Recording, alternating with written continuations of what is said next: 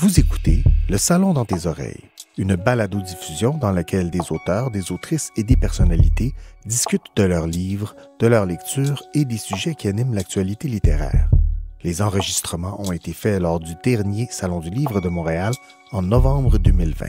Ce contenu est aussi disponible en vidéo sur www.salondulivredemontréal.com. Bonne écoute et bonne lecture.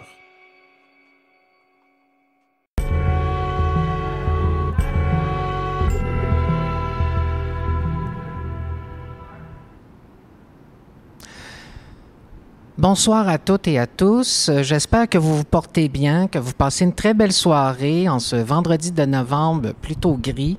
Mais en fait, ici, donc, je suis avec des personnes qui vont mettre de la couleur, je l'espère, dans votre vendredi soir. Alors, j'ai l'honneur, en fait, d'animer une table ronde sur le queer dans la littérature québécoise contemporaine. Et j'ai le plaisir d'avoir avec moi Marie-Ève Maréchal. Donc, Marie-Ève qui a écrit, en fait, publié en 2019 dans la collection queer des éditions Triptyque, La Minotaure.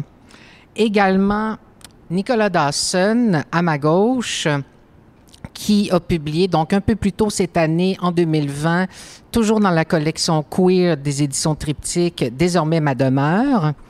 Et enfin, Antoine Charbonneau-Demers, qui a fait paraître Dali, donc qui est paru cet hiver, si je ne me trompe pas, donc sous forme virtuelle, c'est ça? Et ensuite, donc, qui a été publié en livre vers la fin de l'été, début de l'automne, à VLB Éditeur. Et donc, aujourd'hui, on va discuter donc du queer, en fait, justement, dans la littérature québécoise contemporaine. Et j'aimerais commencer, justement, à m'adresser à vous, donc Marie-Ève, Nicolas et Antoine, et vous demander qu'est-ce que c'est pour vous le queer et comment ça influence votre pratique d'écriture au quotidien, comment, justement, ça vient influencer votre écriture et vos œuvres. Je ne sais pas si quelqu'un veut se lancer, peut-être, hein? Je pense que je vais y aller. Je pense que c'est queer, ça veut dire beaucoup de choses pour plein de personnes, dépendamment aussi des cultures, du lieu duquel on parle, en fait, du temps. Pour moi, personnellement, une description personnelle, pour moi, c'est des pratiques surtout, et des pratiques de déviance, comment dévier de certains normes, de certaines institutions dominantes, en fait, qui oppressent certaines identités. C'est une manière de, de faire que des histoires violentes, que des discours brûlants deviennent organiques, en fait, comme en un corps. C'est très incarné pour moi, le queer. Oui, d'accord, merci. Je ne sais pas si Antoine ou Nicolas, vous voulez renchérir? Oui, bien, pour moi, c'est sûr que c'est... Je pense que c'est vraiment arrivé après avoir commencé à écrire, c'est-à-dire que je ne savais pas que j'étais queer, vraiment. Puis c'est en rencontrant la communauté, surtout littéraire, que j'ai appris qu'il y avait un mot pour parler de l'envie de revendiquer quelque chose, que je sentais dans l'écriture, que je sentais que c'était pour ça que j'écrivais, mais je ne savais pas saisir ça. Donc le queer, ça m'a un peu aidé à mettre des mots là-dessus, puis à développer ma démarche dans ce sens-là, plus précisément maintenant. Je suis un petit peu d'accord avec les deux, là. C'est-à-dire que pour moi, je vais essayer de séparer les trucs, mais je ne sépare pas les trucs comme ça. C'est-à-dire que pour moi, le queer, c'est une pluralité d'affaires. Tu sais, c'est du militantisme. C'est une histoire de militantisme. C'est un héritage super pluriel. C'est aussi une approche théorique, puis c'est aussi une pratique d'écriture. Et c'est drôle parce que tu poses la question comment est-ce que le queer influence notre écriture? Et en fait, je pense que là, je fais mon tatillon, là, mais tu sais, c'est pas tant une influence, c'est une écriture pour moi. L'approche queer, c'est écrire queer. Et écrire queer, donc ça veut dire beaucoup, beaucoup de choses. Ça veut dire en fait de constamment remettre en question mes certitudes littéraires, tu sais, qui peuvent... qui ramène au fait que cette remise en question, cette réévaluation des certitudes littéraires, c'est une réévaluation de toutes mes certitudes, qui sont liées au genre, qui sont liées à la sexualité, qui sont liées à l'amitié, à la famille, etc. Moi, c'est comme ça que je vois le queer. Fait que j'essaie de voir comment ces réévaluations-là identitaires peuvent produire du texte dans une pratique, dans une posture d'écriture. Et justement, donc depuis ces dernières années, ce qu'on remarque, en fait, peut-être grosso modo une dizaine d'années, il me semble, on voit de plus en plus justement des auteurs qui se revendiquent, des autrices aussi qui se revendiquent queer, des œuvres qui sont vendues, promues comme telles. Selon vous, comment justement le queer a transformé le paysage littéraire québécois, la scène littéraire? Quelle influence, en fait, comment ça l'a complètement peut-être transfiguré d'une certaine façon, alors que peut-être, il y a 10 ou 15 ans, c'était beaucoup moins présent, je pense. Ben, j'ai l'impression qu'il y a 10 ou 15 ans, c'était pas moins présent, c'était juste qu'on le nommait peut-être pas comme ça. Mais, tu sais, je pense que Marie-Ève, tes travaux portent un peu là-dessus, peut-être pas, peut-être je me trompe, je me fie en fait à ton texte dans Lettres québécoises, mais je pense qu'il y a un travail important à faire et qui est en train de se faire par différentes personnes, dont Marie-Ève, d'aller chercher des écritures queer avant que le mot existe dans le paysage littéraire québécois. Oui. Et donc, moi, je le vois un peu comme ça. On a commencé à nommer ça de cette façon-là et c'est sûr qu'à partir du moment où on commence à nommer les choses d'une certaine façon, là, ça change la posture. Il y a des gens qui décident de s'inscrire là-dedans délibérément, alors que d'autres vont dire, tel auteur ou telle autrice, il y a 20 ans, 30 ans au Québec, faisait ça. C'est juste qu'on ne le nommait pas comme ça. Donc, je trouve ça intéressant quand même de relire ces œuvres-là avec ces lunettes-là et savoir aussi c'est quoi les limites de ces relectures-là. Mais je pense que les études queer au Québec existaient bien avant qu'on les nomme. Là. Oui, donc aujourd'hui, finalement, il y aurait plus d'outils, de langage, finalement, pour nommer ça, alors que oui, il y a peut-être des œuvres. Moi, je pense justement à Marie-Ève qui a travaillé sur Marie-Claire Blais aussi, qui est une autrice certainement aussi queer avant la lettre, si j'ose dire, ou en fait, même aujourd'hui, ses œuvres sont très, très, très très intéressant d'un point de vue formel aussi. Oui, tout à fait. Puis comme Sarah Ahmed, elle a un propos très intéressant au niveau aussi des existences lesbiennes et des pratiques queer dans son livre merveilleux « Living a Feminist Life ». Elle dit comme quoi, en fait, déjà des postures lesbiennes, c'est tout le temps être en situation de déviance, de déviation de l'hétérosexualité, de déviation de l'image des femmes. Et pour apparaître dans le réel, en fait, c'est difficile pour des lesbiennes qui s'associent à des femmes parce que ce n'est pas la logique dominante, en fait. Donc, pour moi aussi, l'identité n'est pas en contradiction avec le queer, en fait.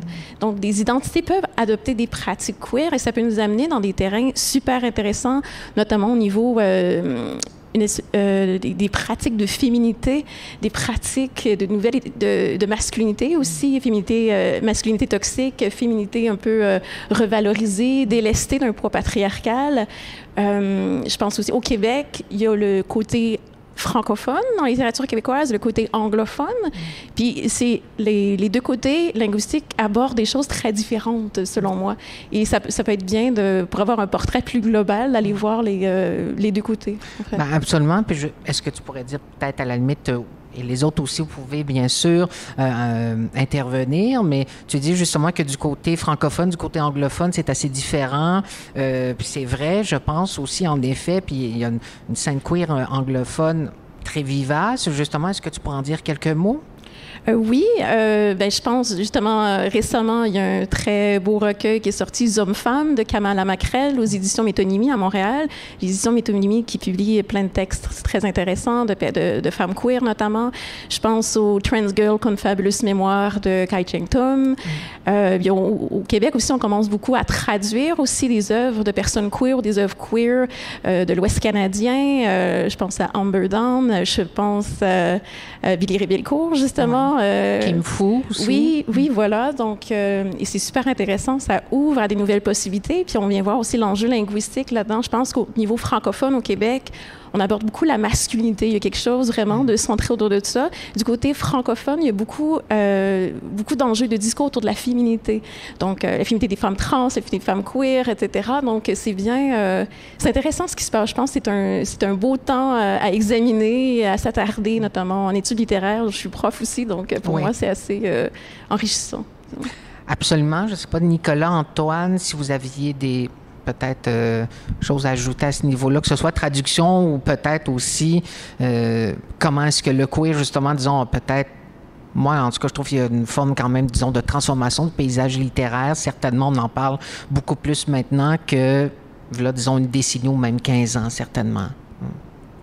Probablement. J'ai pas une très grande connaissance de la scène queer, mais quand même, c'est une transformation que je sens énormément, dont j'ai l'impression quand même de faire partie par la bande, mais comme c'est pas un vocabulaire qui fait vraiment partie de mes réflexions ou de mon écriture, je pense en développer un qui certainement est contaminé par ce vocabulaire-là, mais c'est surtout un sentiment en fait que j'écris, donc c'est pas tellement réfléchi. Donc j'ai pas une ouais, c'est ça, j'ai pas grand-chose à dire là-dessus en fait. Ben, moi, je trouve ça intéressant ce que tu dis, Antoine, parce que, justement, à partir du moment où on se fait dire queer, il y a quelque chose qui change, tu sais. Ben, en tout cas, pas nécessairement, mais moi, j'ai l'impression qu'il y a quelque chose qui change. Moi,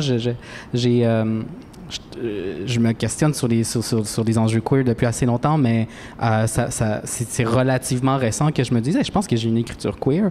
Et là, je vais, OK, ça vient avec une responsabilité ou avec peut-être un sentiment de devoir ou pas, mais en tout cas, je peux pas proclamer ça sans après ça produire une réflexion ou revendiquer quelque chose. Tu sais, je peux pas dire queer parce que c'est à la mode, puis après ça, je me cache, ou dire queer parce qu'on me l'a dit, mais moi, il y a un moment où j'étais dans le milieu littéraire un peu exclu des circuits queer parce que je parlais pas beaucoup de sexualité. Puis il a fallu. C'est-à-dire qu'éventuellement, je me suis rendu compte que j'avais une écriture queer et mon livre a été publié dans une collection queer. Et là, tout d'un coup, ah oui, tu es un écrivain queer. Tu sais. Mais ce faisant, je savais très bien que ça venait avec, il faut que je réfléchisse davantage à ça. Il faut que je m'engage, en fait, dans ça parce que c'est pas juste une collection, c'est pas juste une étiquette. Tu sais. C'est vraiment un engagement. Tu sais. Oui. C'est sûr que ça peut changer quelque chose, tu sais, au moment où on nous place dans la même pièce pour parler de cette question-là. Tu sais. Mais en même temps, on se fait dire un peu qu'on est engagé. Donc, je pense qu'on l'est, tu sais. Dont je me suis rendu compte, c'est que finalement, quand j'ai écrit mon deuxième livre qui parlait de ma sexualité principalement, on m'a dit que j'étais gay, en fait, parce que c'est surtout le mot que j'utilise, là, queer. On dirait que j'ai pas de malaise avec ça, mais tu sais, ma position dans le queer, c'est celle d'un homme gay, qui est une position quand même dominante. Donc, c'est avec ça que je travaille. Mais après, la responsabilité est comme apparue. J'ai pas essayé de la chercher. Je l'ai trouvée, la responsabilité que j'avais prise en écrivant. Pardon, oui. J'aimerais juste rappeler, Nicolas Dassin avait une très belle expression à un moment donné dans une entrevue. Il parlait des postures sociales des gens en tant que coordonnées humaines. Et je trouvais ça magnifique parce que qu'est-ce que les pratiques queer permettent depuis nos coordonnées respectives, tu sais? Moi, en tant que lesbienne, en tant que femme butch, en tant que personne bigenre, toi, justement, avec tes propres identités. Puis je pense que c'est ça qui est intéressant de laisser aller ça un petit peu dans le paysage littéraire québécois, puis aussi de voir aussi les communautés convoquées à travers les textes, les précurseurs, notamment Gloria Nzaldoa, certaines personnes associent Monique Wittig aussi, un peu au queer.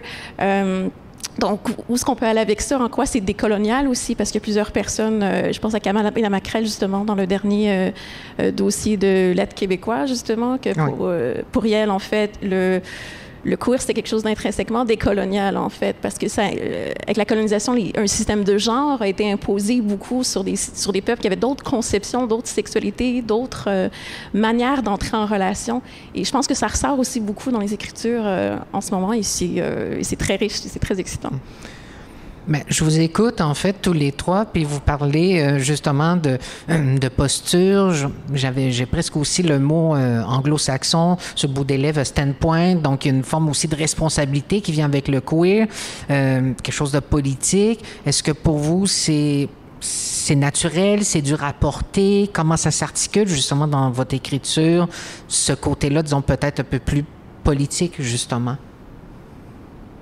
Ben, pour moi, le côté politique, c'est vraiment c'est vraiment encore un sentiment. Tu sais, c'est comme quand on va manifester. Ceux qui ont manifesté savent peut-être ce que c'est que d'être dans la rue avec plein de gens qui sont là pour une même raison. Puis il y a comme un silence, là, malgré le bruit. Là. Il y a comme quelque chose où ça fait qu'on est ensemble puis on est politique, tu sais, sans avoir besoin de mettre des mots ou de... Donc, pour moi, c'est exactement ça, c'est reproduire ça en écrivant ou produire de ça en écrivant une espèce de terrain où on s'en va tous au même endroit. Il y a comme une paix. Pour moi, c'est un sentiment. Puis je dis quand même que c'est du militantisme, même si je scande pas quoi que ce soit. Mais ça se traduit comme ça, je pense. Ben absolument. Je pense qu'aussi, à une certaine époque, justement, parmi les premiers hommes, les premiers écrivains gays ou les premières écrivaines lesbiennes qui ont osé, justement, disons, afficher leurs préférences sexuelles, ils l'ont fait souvent, disons, par le biais de l'écrit, de la littérature. C'était, même si c'est pas, comme tu l'as dit, disons, aller dans la rue avec une pancarte, c'est une forme aussi de militantisme, certainement. Donc, moi, quand tu me dis ça, oui, je suis tout à fait d'accord, ça me rejoint aussi. Donc, il y a prise de position aussi par l'écrit. Donc, c'est affirmer sa position, montrer, s'afficher, s'affirmer, ça, tout à fait. Je ne sais pas si Nicolas ou Marie, vous vouliez intervenir, rebondir là-dessus. Bien, ce qui est intéressant, c'est de se souvenir justement que queer, c'était une insulte avant, justement. Oui. Donc, beaucoup de communautés marginalisées se sont réappropriées. Puis, ce qui est intéressant après, moi, je m'intéresse beaucoup à l'aspect créatif du queer, l'aspect, tu sais, oui, il y a un aspect très déconstruction, déformatage, etc. Mais il y a aussi un aspect reconstructif, en fait. Qu'est-ce qu'on peut faire à travers les discours brûlants qui nous sont lancés? Des fois, pour certaines personnes, c'est au quotidien aussi. Tu sais, c'est des insultes qu'on peut recevoir à tous les jours. Qu'est-ce qu'on en fait? Tu sais, oui, on le revendique, mais il y a des conséquences, des fois très directes, très intimes. C'est pas juste les insultes, c'est la violence physique, la violence psychologique, etc. Puis comment ça peut être traversé à travers des textes littéraires aussi? Puis comment faire sens de tout ce qui est envoyé? C'est du poids, en fait, les insultes et tout. Et c'est du poids aussi, le fait de dévier aussi. Oui, c'est pas juste des insultes, c'est le fait d'avoir des origines qui ne sont pas très normatives, des origines dont on ne connaît rien. Moi, je travaille beaucoup avec ça. Qu'est-ce qu'on fait quand on ne sait pas d'où on vient, en fait? Qu'est-ce qu'on fait qu'on n'est pas juste femme, on est aussi homme, on est quelque chose entre les deux? Qu'est-ce qui peut apparaître comme possibilité? Puis qu'est-ce que la littérature nous permet pour nous donner plus d'agentivité, plus de puissance, en fait? Et je pense qu'on est très intéressés, du moins, à moins que je me trompe là, par rapport à ça, cet aspect. Oui, absolument. Mais en fait, c'est ce que je comprends aussi de ce que tu dis, c'est que la littérature, je pense aussi à cette possibilité-là, comme tu parlais de l'insulte, aussi, qu'est-ce qu'on fait avec ça, disons, le discours injurieux. Mais je pense qu'aussi, en tant que queer, lorsqu'on écrit, ça nous permet de resignifier, en tout cas, disons, de retourner justement ce discours-là offensant, de le renvoyer, disons, à la face, en le, je sais pas, disons, que ce soit, disons, une forme de pastiche, de réécriture, quoi que ce soit, mais ça, moi, en tout cas, j'y crois à ce pouvoir-là, justement, de la littérature, opposer sa propre voix, son propre discours. Ça, en tout cas, moi, ça a été une stratégie, en tout cas, en termes d'écriture, qui a été très, très, très, disons, fertile. Je ne sais pas ce qu'il en est de vous ou dans votre pratique, justement, en tant écrivaine queer. Qu'est-ce qu'il en est? Est-ce que, disons, le discours injurieux, vous cherchez, disons, à le traquer, le dénoncer ou à le retourner, à le resignifier? Comment ça s'articule au juste? Moi, on m'a déjà reproché de ne pas être assez dans la provocation dans mes écrits pour dire que je fais une écriture queer. Puis ça m'a un petit peu... ça m'a questionné sur qu'est-ce qu'on entend par la provocation. Puis j'ai l'impression que c'est on s'attend un peu à ce que les écrivaines queer fassent dans la provoque, là, qui mettent des choses dans la face. Puis je pense que ça peut faire partie des stratégies. Ouais. Moi, je suis pas très d'accord avec l'idée d'une injonction. Une écriture queer doit être ci, ça. Tout d'un coup, là, on n'est plus queer, on crée des injonctions comme celle-là. Là, c'est super enfermant et dominant. Mais c'est ça, la provocation. En tout cas, c'est cette idée de reprendre les armes et les tourner contre les autres peut être une stratégie. Mais moi, je trouve que cette stratégie participe à une stratégie plus large, de celle de faire avec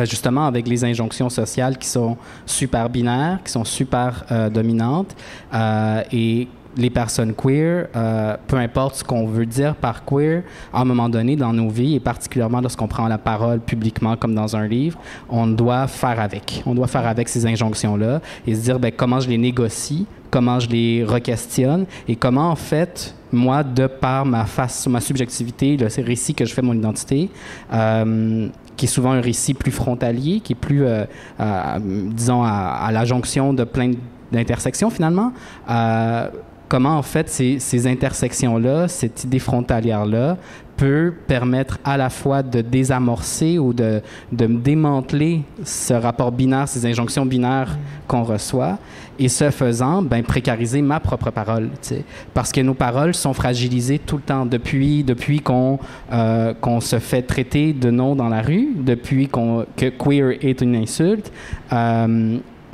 nos identités, nos récits identitaires sont fragilisés. Et donc, quoi faire avec cette fragilité-là?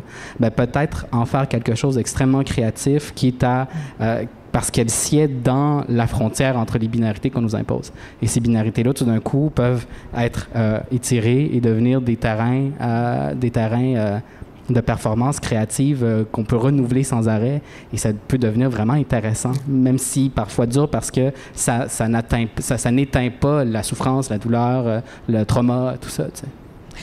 Absolument. En fait, je suis très d'accord avec ce que tu dis. Je vois justement, je pense qu'on va avoir plusieurs questions à la toute fin. Là. J'en ai déjà 4 qui sont sorties.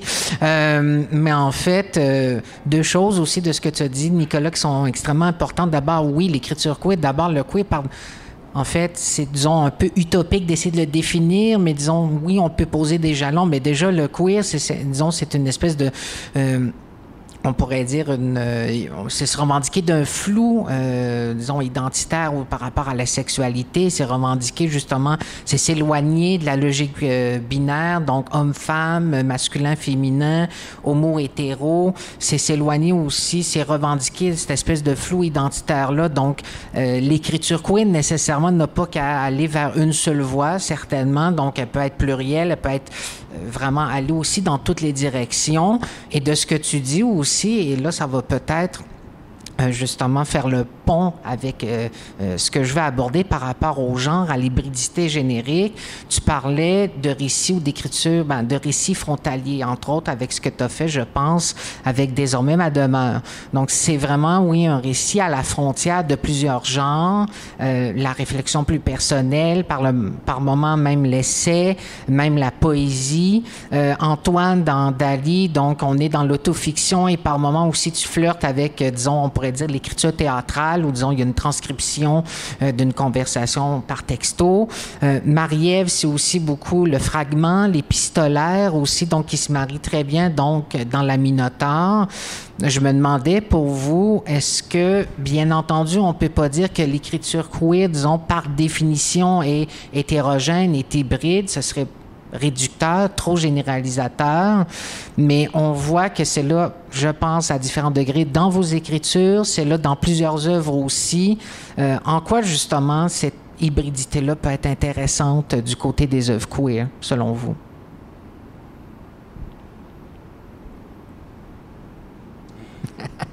Tu sais... Il y a un danger d'esthétiser l'affaire. Je sais que c'est moi qui ai amené cette question-là, mais je reculerai un peu en disant oui, il y a cette caractéristique-là qui peut exister, c'est une potentialité comme une autre. Mais après, toute œuvre hybride n'est pas une œuvre queer. Je pense que ça peut devenir cosmétique. Ça peut devenir un style dans le sens mode, dans le sens encadré, fermé, mode d'emploi. Je pense que ça ne suffit pas. Je pense que c'est, encore une fois, une stratégie parmi tant d'autres dont l'objectif est de précariser certaines choses et de nous amener à... Je vais parler de moi. Quand je fais une écriture, disons, plus hybride, hybride en tout cas quand je joue avec les genres et tout ça, l'idée aussi, c'est d'être toujours dans la réécriture, d'être toujours en train de réévaluer ce que je suis en train d'écrire et essayer d'autres méthodes de le faire. Ce que ça veut dire, en fait, c'est littéralement, de relire et réécrire mon récit. Quand je parle de mon récit, c'est le livre, mais c'est aussi mon récit à moi, ma vie, mon identité. Fait que c'est là où ça devient une avenue queer, c'est-à-dire que je suis en train de faire avec le texte ce que je fais avec ma subjectivité. T'sais. Fait qu'après ça peut produire ce que ça produira. Un essai moins hybride, plus hybride, super éclaté, peu importe. Le but, c'est pas de dire éclaté égale queer, c'est comment est-ce que ce processus comment il se passe, en fait, comment il se traduit. Non, certainement, c'est sûr que c'est pas, disons, un élément qui s'applique à toutes les œuvres queer ou en disons, très formel. Je ne sais pas si on pourrait parler de tendance ou à la limite, certainement hybridité ou éclatement n'égale pas queer, mais je pense que chez vous trois, c'est là d'une certaine façon.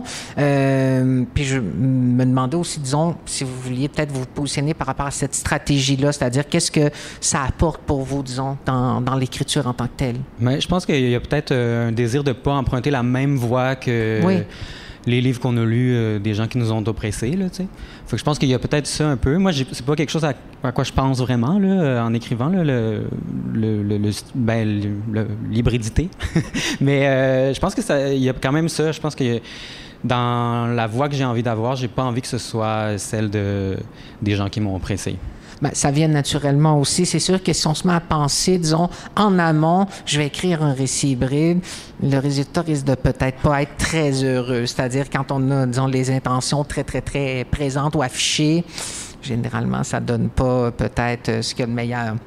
Je crois. Enfin, je ne sais pas si Marie-Ève, tu voulais rebondir là-dessus? Oui. Moi, mon hybridité, dans mon roman, ça se situe plus au niveau de la créature de la Minotaure, justement, entre l'humain et le mythe entre l'humain et l'animal aussi. Et l'animalisation, c'est quelque chose que beaucoup de personnes, c'est une manière d'opprimer beaucoup de personnes de différents groupes sociaux. Et puis moi, avec le processus d'écriture, c'est intéressant aussi, puis ça va beaucoup dans le questionnement et tout. Puis le questionnement se pose à travers une forme beaucoup d'adresse aussi. Donc, la Minotaure est adressée à une amie décédée. C'est une fausse correspondance et il y a une nature un peu diaristique aussi, un peu de la correspondance. Mais c'est une manière de questionner même ce qui est vrai en moi, que je suis pas trop certaine des fois. Un peu, ça rejoint un peu la pensée de Dorothy Allison, l'états-unienne, là-dessus, dans son ouvrage « Pau ». Oui. C'est magnifique, comment qu'elle dit. Je me suis sentie apparaître un peu dans Dorothy Allison et je pense que le queer, ça peut être ça aussi, se sentir apparaître dans une espèce d'héritage, de douleur, de souffrance. C'est une manière d'incarner ça, en fait. Puis pour Dorothy Allison, la littérature, c'est la vérité. La fiction, c'est la vérité. C'est la seule façon pour certaines personnes de certains groupes marginalisés d'apparaître enfin. Puis après, c'est super intéressant parce que moi, personnellement, avec ma famille, il y a un gros processus d'explication aussi de qu'est-ce qui est vrai, qu'est-ce qui était pas vrai, en fait, puis qui nous aide, les membres de ma famille, à aller de l'avant après un trauma aussi. Donc, c'est un processus à la fois individuel, familial, social et... c'est une manière de faire bagage aussi, bagage de vie, parce que moi, j'interroge beaucoup les ancêtres. D'un côté de ma famille, il y a beaucoup de pauvreté, puis les ancêtres sont disparus à travers ça, puis je les ai retrouvés récemment, je suis très contente, mais dans une fosse commune à Montréal, en fait. Donc ça ramène beaucoup d'histoires. Qu'est-ce que ça veut dire? C'était qui ces personnes-là? Pourquoi? Parce qu'on est pauvre, on est enterré. Puis j'ai découvert la fosse commune, mais aujourd'hui, il y a des tombes par-dessus cette fosse commune-là, donc il n'y a aucune indication de la fosse. Il faut savoir vraiment les personnes à qui parler pour savoir, mais il n'y a pas d'inscription aussi. Fait qu'est-ce qu'on fait quand on a une histoire à la fois finie et pas finie comme ça? Et puis, tous ces questionnements-là, mais justement, je reviens à l'adresse encore. Et est-ce que mes ancêtres sont partis? C'est quoi? Donc voilà, je m'éparpille un petit peu, mais je vois que c'est... En tout cas, c'est tout ce que ça m'inspire, ce que tu me dis, puis vous aussi, comment vous parlez. Mais tu parles justement, puis en effet, la Minotaure, donc il y a cette référence justement au mythe du Minotaure, puis il y a... Ton livre est pétri aussi de références multiples et je pense aussi à vos œuvres, donc Nicolas, Antoine, donc on parle de références littéraires, Nicolas dans Désormais ma demeure, donc tu cites vraiment abondamment des ouvrages que tu as lus, que ce soit sur la dépression, même des œuvres littéraires. Et là, je me disais, qu'est-ce que justement toutes ces références-là, littéraires, culturelles, l'intertextualité, l'intermédialité, qu'est-ce que ça apporte justement à votre écriture? Ben, moi, c'est drôle parce que mes références littéraires sont pas nécessairement littéraires. C'est-à-dire que je lis autant de développement personnel que de... Puis pour moi, c'est pas un autre dossier, là. Ça s'inscrit vraiment dans ma démarche. Après, il y a Christine Angot là-dedans, qui est comme une autrice que j'ai découverte, qui parlait d'elle. Puis c'est ce qui m'intéresse le plus chez les auteurs, c'est quand ils parlent d'eux. Et puis c'est là que le développement personnel vient jouer dans mon écriture. C'est que les apprentissages que j'ai faits, que j'ai envie de transmettre à ma communauté, c'est ceux du développement personnel plus que ceux de mes lectures littéraires. Donc, d'utiliser ma voix littéraire pour parler de développement personnel. C'est comme ça un peu que... Après, je parle pas nécessairement de ces références-là, mais c'est vraiment ça qu'il y a derrière l'intention du livre et puis ma tendance aussi à parler de plus en plus de moi sans détour. C'est vraiment parce que j'ai l'impression, dans mes lectures et dans mon écriture et dans ma communauté gay, qu'on peut évoluer personnellement avec les livres. Donc, c'est là que les références interviennent pour moi. C'est pas si...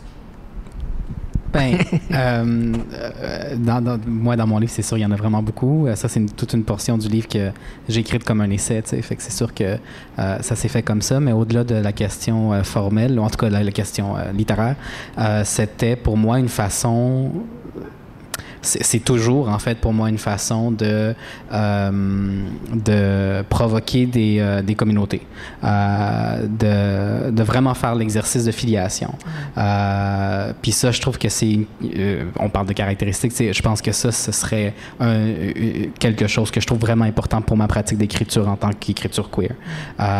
De faire le test de différents types de filiation, même d'essayer de m'affilier par la lecture et par le fait de faire usage de ces lectures-là dans l'écriture avec des textes qui sont pas considérés comme queer, avec des textes très hégémoniques là, des hommes blancs français bourgeois. Là.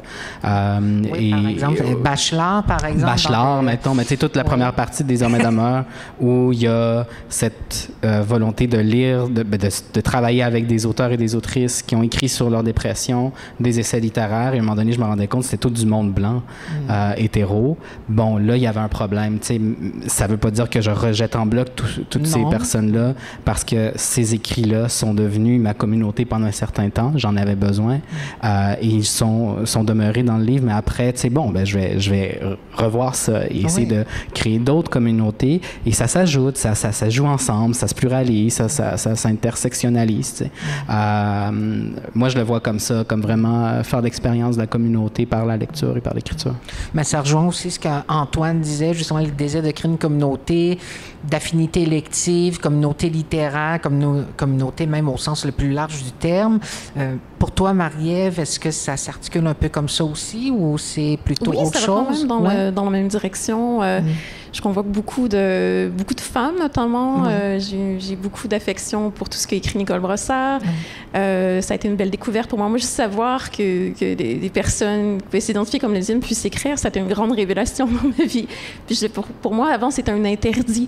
Alors, ça a ouvert beaucoup de possibles et je pense que je garde toujours en moi cette espèce de fascination-là qu'en fait, c'est possible d'exister. Et j'essaie de le transmettre à travers ce que j'écris parce que je le ressens encore. C'est comme un écho qui me lâche pas, mais que je veux pas qu'il me lâche non plus parce qu'il est très bienveillant, il est très excitant, il permet des possibles. Puis... il y a certaines personnes, il y a certains hommes aussi que je convoque, Régent Ducharme aussi au début et tout, parce que ça m'avait beaucoup marqué, notamment La Vallée des Avalées et tout, même si j'en suis critique aujourd'hui parce qu'il y a une représentation très violente en fait d'une femme masculine dans ce livre-là. Et puis moi je m'identifie comme femme masculine, donc c'était une première représentation pour moi et puis ça a été assez toxique, disons. Oui, c'est pas disons un modèle valorisant ça, c'est clair. C'est ça. Mais il y avait toute cette question de qu'est-ce qu'on fait aussi quand on commence à comprendre qu'il est possible de vivre, quand tu viens de milieux très, très oppressifs aussi. Oui. Puis là, que tu te libères de tout ça, puis là, que tu vois des occurrences de liberté un peu ici et là. Et puis c'est ça, je pense que mon écriture est beaucoup marquée par cette fascination-là que j'essaie de transmettre. Et puis, j'en partage à travers, je nomme certains auteurs-autrices, certains films aussi qui m'ont beaucoup marqué, des films par rapport à des sexualités alternatives notamment, plus du côté du jeu, BDSM et tout. Qu'est-ce que ça peut vouloir dire? Ça mélange un peu les cartes, je trouve, de la binarité aussi.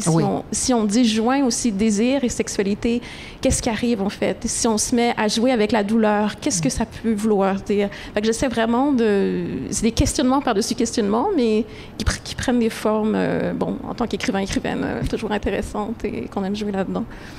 Mais justement, dans ta réponse, en fait, Marie-Ève, tu parlais, en fait, tu as fait référence à la douleur, justement, parfois, justement, aux traumatismes qui peuvent transparaître dans l'écriture.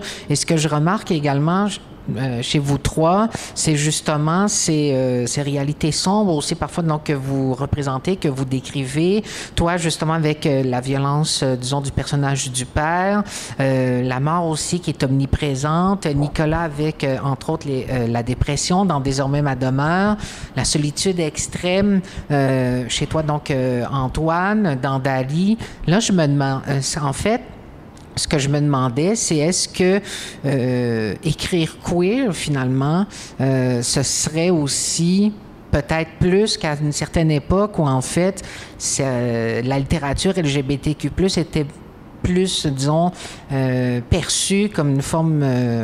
comment je pourrais dire, disons, les récits de libération, entre autres, au tournant des années 60-70, vraiment d'affirmation à la fois individuelle et collective. Est-ce qu'aujourd'hui, finalement, écrire queer, on s'est peut-être, je dirais, éloigné de ça et on écrit plus à partir de nos failles, de nos manques, de ce qui, finalement, fonctionne moins bien dans nos vies, en quelque sorte. J'ai envie de dire une écriture du négatif, si j'ose dire. J'aimerais peut-être avoir... Vos avis, donc, sur la question. Mais tout ce qui était associé, je pense, à la négativité aussi, ça participe, je pense, d'une certaine conception assez binaire aussi de la vie. Je pense que la tristesse, les traumas, la douleur peut être investie, puis je pense qu'on le montre bien, nous, mais d'autres personnes aussi. Dans la Minotaure, justement... c'est ça, ce point d'investissement-là. Ça sert de point de comparaison avec d'autres choses qui puissent... quand tu vis dans la laideur, quand tu vis dans la terreur aussi, parce que tu convoquais le père, que j'aborde, mais c'est un père blanc, c'est un père hétérosexuel. Et ça fait violence depuis cette posture-là aussi. La pauvreté aussi. Mais c'est très investi, je pense que ça peut être lourd. J'ai eu des personnes qui m'ont écrit comme quoi que hey, c'était vraiment difficile à lire, mais merci, puis tout le kit. Puis tu vois justement que ça permet d'aller ailleurs. Puis la Minotaure, pour moi, c'est pas... Je pense que ça peut être difficile, mais c'est porté, en fait, par l'espoir de s'en sortir, par l'espoir de hey, je suis advenue en tant que sujet, je suis capable d'être là, et puis ça permet tout ce travail-là. Fait que vraiment... Puis j'enseignais jusque tantôt, justement, cette blessure est un territoire de Villeray-Bellecour qui est paru, justement. Puis comment la blessure, elle est investie aussi, vraiment le lieu d'un renouveau, le fait de la laisser ouverte, cette blessure, constamment. Mais je pense que je pense qu'il faut troubler cette idée-là, genre, en fait, du négatif, positif, douleur, bonheur très gai. Oui, c'est ça, absolument. Mais mais tu as tout à fait raison quand c'est-à-dire, c'est partir de soi, certainement, de notre propre expérience aussi, parfois, comment je pourrais dire, aussi traumatisante soit-elle, ou en fait de nos douleurs, justement, mais d'arriver avec quelque chose, disons, de l'art, finalement. Donc, une œuvre littéraire qui nous permet de nous définir, de nous définir aussi, donc, soi-même, mais aussi définir notre rapport au monde. Je ne sais pas, Nicolas, donc, ou Antoine, si vous voulez peut-être enchérir là-dessus, ou... moi, je trouve qu'il y a quelque chose de l'ordre du jeu avec l'écriture. Oui. En tout cas, je sais pas, mais j'imagine on écrit des livres, j'imagine qu'on a du plaisir à écrire, là, sinon, mon Dieu, nos vies seraient tristes. C'est beaucoup de temps et pas beaucoup d'argent pour faire quelque chose de très douloureux. Ça peut être douloureux aussi d'écrire, mais là où je veux en venir, c'est, Marie-Ève, tu disais tantôt, le désir, la sexualité, le plaisir, qu'est-ce qui arrive qu'on met de la douleur là-dedans? Il y a un peu de ça avec l'idée de, OK, trauma, blessure, souffrance, douleur, qu'est-ce qui arrive si je fais du jeu là-dedans? Et ce jeu-là, c'est l'écriture, tu sais. Fait que c'est quand même d'activer cette douleur-là avec son pendant positif qui est celui de la possibilité, du potentiel créatif, Oui. qui est un jeu. Et là, il y a des choses qui se passent. Encore une fois, on est à la frontière des deux, c'est super, tu sais. Oui, oui. Mais en même temps, est-ce qu'aller dans ces directions-là aussi, c'est pas sortir, disons, de ces récits triomphants, là, un peu, qu'on a peut-être déjà pu lire aussi. Donc, ça propose une réalité plus nuancée, je pense, aussi, plus incarnée aussi, certainement. Tu veux dire que du récit typique du coming out, je sors du placard, voilà, maintenant je suis heureux et je peux continuer à vivre ma sexualité. Un peu, là, disons, là, c'est-à-dire qu'il est essentiel, mais je veux dire, m'en est comme un peu téléologique aussi, donc toujours, disons, vers un but à atteindre, alors que je pense que dans la vie réelle aussi, c'est pas toujours ça non plus. Donc, à un moment donné, il y a différentes possibilités, il y a différents scénarios qui arrivent, puis en même temps aussi, comme vous l'avez mentionné, c'est-à-dire c'est injecté dans tout ça peut-être, c'est jouer avec, disons, doser, douleur, plaisir, désir aussi. Marie-Ève mentionnait, disons, qu'est-ce qui arrive lorsqu'on, disons, disjoint en quelque sorte désir et sexualité, c'est ça, si je me souviens bien. Bon. Donc, en jouant avec toutes ces notions-là, ben, je pense qu'on arrive à un portrait aussi plus nuancé, moins triomphant, puis on a l'impression de lire peut-être un schéma narratif un peu convenu, à la limite.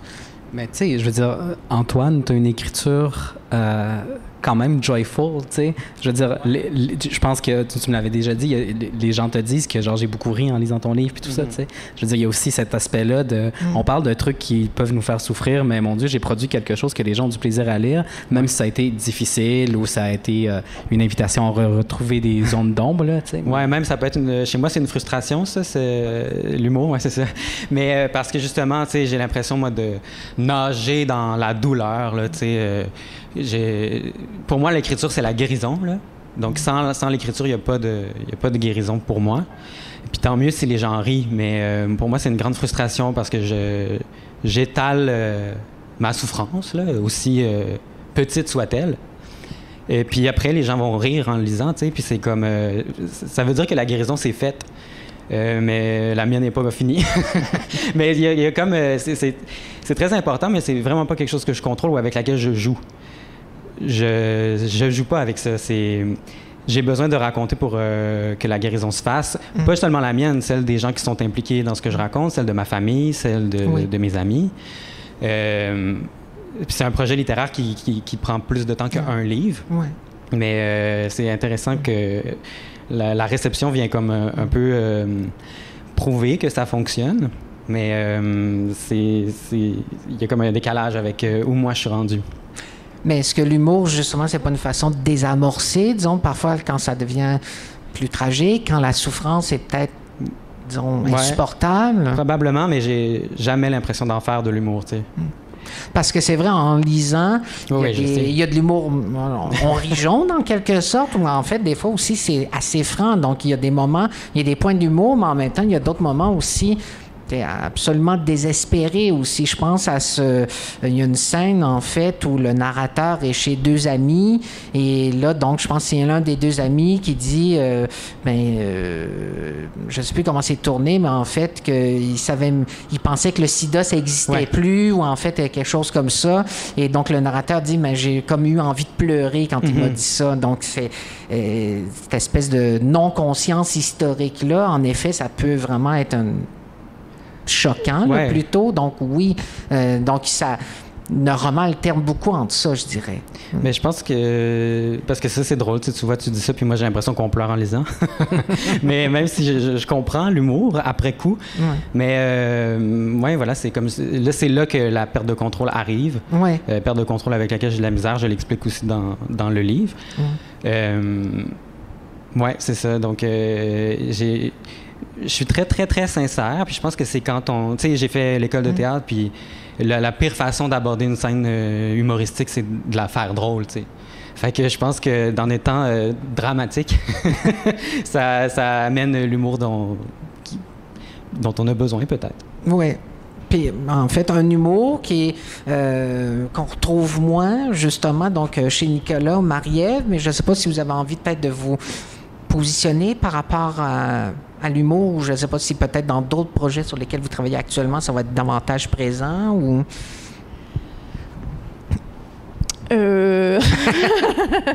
C'est drôle ce que t'écris, Marie-Ève? Comment? C'est drôle ce que t'écris? C'est très, très drôle.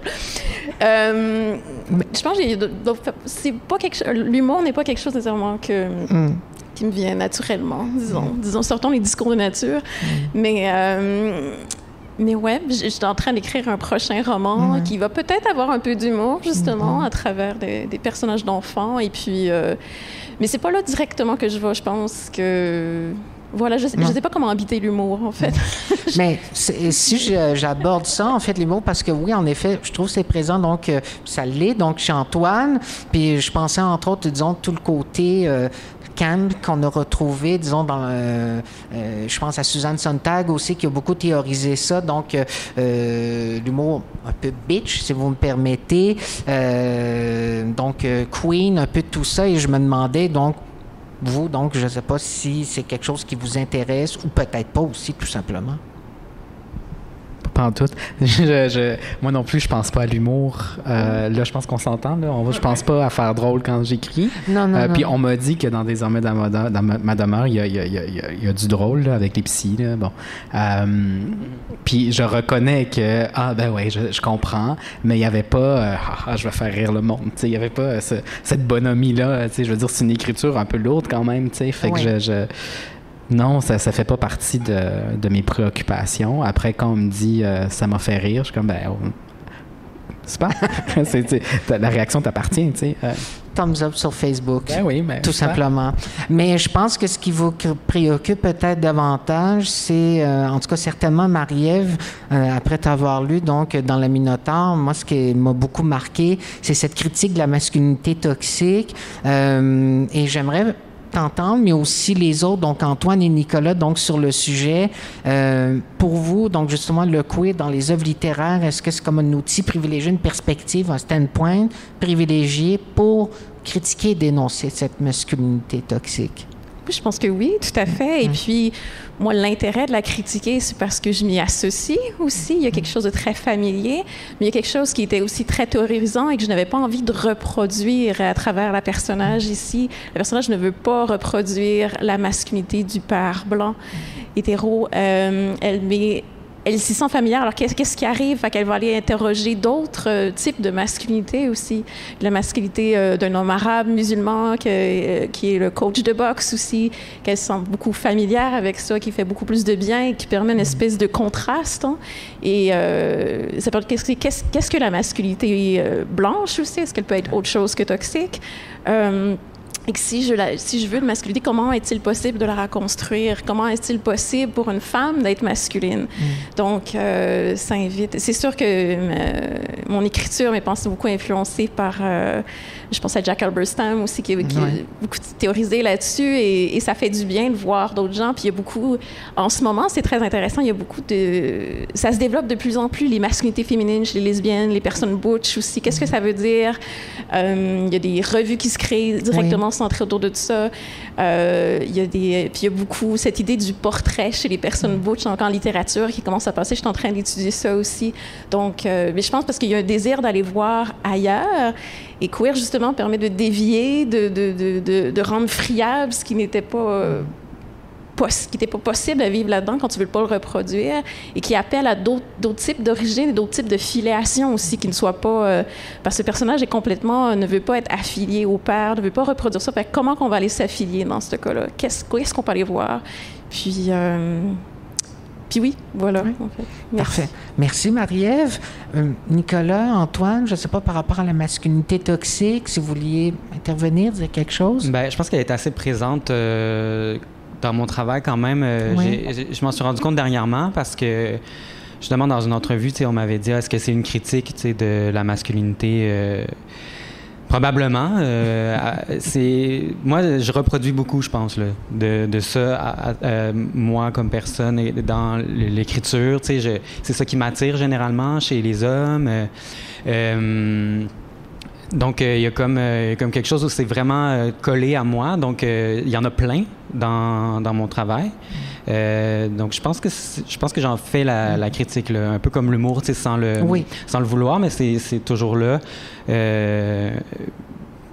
Voilà, je travaille avec. Oui. main dans la main.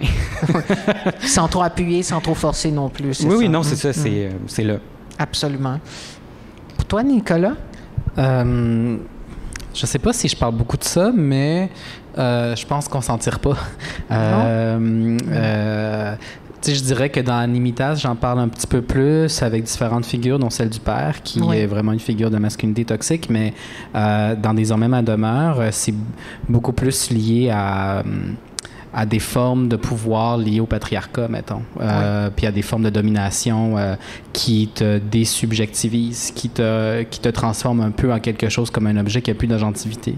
Parce qu'on dévalorise ta souffrance et l'affect, en fait, qui est une affaire, je le dis pas comme ça du tout dans le livre, qui est une affaire traditionnellement vue comme féminine, donc faible, mais c'est pas comme ça que je le présente dans le livre, mais c'est quand même de cet ordre-là dans les types de réactions des gens devant la souffrance des autres, devant la dépression, etc. Fait que c'est plus de cet angle-là que je le prends, plus de l'angle de l'affect plutôt que de la question de genre en tant que telle. Là.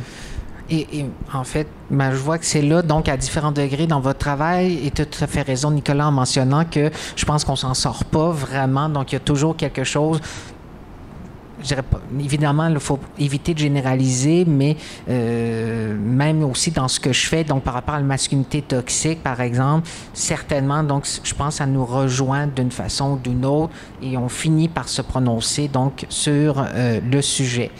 En fait, pour le temps qui reste, ce que je proposerais, ce serait peut-être de répondre à des questions qui nous ont été envoyées par des personnes qui sont en train de regarder l'événement. Je vais commencer par la première, donc de Laure Trottier. Je vais plutôt prendre ça comme ça ici. Elle demande, est-ce que vous croyez que le milieu littéraire queer au Québec est assez inclusif? Et peut-être question corollaire donc de Fierté littéraire, donc qui est un organisme. Les minorités parmi nos minorités sont-elles bien représentées dans notre littérature queer québécoise? Qu'en pensez-vous? Ben non. Non. C'est-à-dire que, bon, c'est une question complexe, là, dans le sens où, je veux dire, il y a plein de choses à dire là-dessus. Représenter, c'est-à-dire, je pense que les littératures queer sont pas encore très nommées comme ça. Je pense qu'on est en train de nommer les choses. Je dirais que, je dois être honnête, je pense que surtout cette année, genre, je vis comme un genre de privilège à l'intérieur des personnes minorisées, du fait que quand on pense écriture queer, personnes racisées, on pense souvent à moi. Ça fait que je t'ai invité à des endroits pour parler de ça, puis tout ça. C'est super cool, c'est vraiment le fun. Je sais pas si je fais de l'ombre, sûrement, à d'autres personnes, puis je pense ce serait bien qu'on commence à chercher aussi ailleurs d'autres types de personnes qui sont pas nécessairement des hommes cisgenres aussi, et qui ont pas nécessairement publié un livre dans l'année, tu sais. Je pense que pour pouvoir accueillir ou sortir de l'ombre des personnes racisées, queer, il faut queerer aussi le standpoint à partir duquel on regarde ces personnes-là. Donc, arrêter de regarder les sorties de l'année, les ventes de livres, qu'est-ce qui est sur les cubes dans les librairies, aller voir dans les zines, dans les web, sur le web, aller voir dans d'autres lieux de diffusion littéraire. J'ai l'impression qu'on inclut les personnes queer dans la littérature queer parce qu'elles sont passées par les portes traditionnelles de la littérature. Là, c'est sûr que là, ça crée plein d'angles morts. Donc, c'est-à-dire, disons, la publication dans une maison d'édition, mais il y a certainement des auteurs, des autrices, disons, qui sont sur des scènes littéraires, des lieux, ou en fait, qui sont peut-être même sur le web, qui, selon toi, certainement, passent sous le radar. Et peut-être pas vraiment intéressés par les méthodes de publication traditionnelles aussi. C'est pas parce qu'elles n'y arrivent pas, là, c'est peut-être parce que ça les intéresse pas. Ouais. Parce que c'est un milieu un peu homogène, assez binaire, avec plein de problèmes d'agression sexuelle, puis avec plein de problèmes de sécurité, tu sais. Donc, c'est sûr que ça peut refroidir des gens. T'sais. Antoine, Marie-Ève, par rapport donc à la question qui était posée, je ne sais pas si vous... moi, je compare évidemment pas mon expérience à la tienne, mais moi aussi, des fois, j'ai l'impression d'être le guide de service un peu, mais jamais... tu sais, je me sens pas coupable parce que, bien évidemment, mais tu sais, faut pas non plus oublier que les gens qui ont, ça va toujours être un privilège, tu sais, de parler comme ça autour d'une table. Puis c'est les gens, les hétéros, mettons, qui sont là, ils sont là parce qu'ils sont hétéros, tu sais.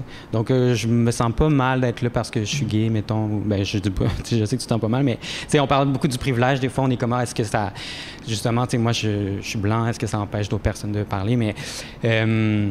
il faut y penser, mais ouais, c'est juste ça que j'ai envie de dire, c'est que il faut pas oublier que les gens qui sont là, qui sont blancs, qui sont hétéros, qui sont cis, ils sont là pour ça aussi, tu sais. Absolument. Marielle? J'abonde dans le même sens que vous. Et puis ça, je pense qu'il faut apprendre à valoriser différentes formes littéraires aussi. Tu nommais les zines, c'est ça aussi que je voulais aborder. D'autres... ça dépend qui fait les maisons d'édition, c'est quoi les conditions. Est-ce que ça peut être dur d'écrire aussi?